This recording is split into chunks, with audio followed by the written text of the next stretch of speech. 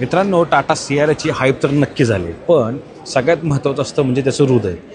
टाटा सियारामध्ये आता आपल्याला 3 engine options आहेत आणि त्याच्यामध्ये 2 नवीन इंजिन टाटाने इंट्रोड्यूस केलेले आहेत. हा नंबर 1 आहे 1.5 लिटरचं हायपरियन TGDI इंजिन. याच्यामध्ये ना तुम्हाला 160 PS आणि जवळजवळ 250 NMचा टॉर्क हे इंजिन जनरेट करणार आहे मित्रांनो. आणि मित्रांनो, सेकंड नवीन इंजिन आहे ते हे 1.5 लिटरचं रेव्होट्रॉन नॅचरली ॲस्पिरेटेड ही इंजिन.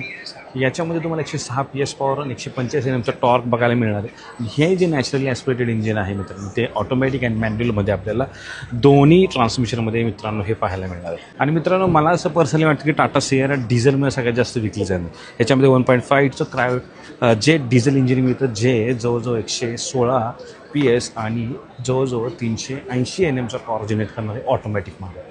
तर मित्रांनो, ऑटोमॅटिक मॅन्युअल ट्रान्समिशन दोन्हीचा ऑप्शन आहे. आणि बाय द वे ही EVमध्ये सुद्धा येणार आहे लवकरच जानेवारीमध्ये. हे 2 इंजिन आपल्याला नवीन टाटा सियारामध्ये पाहायला मिळणार आहे. गर्दी कशी आहे, हाईप तर क्रिएट झाले. धन्यवाद. जय महाराष्ट्र.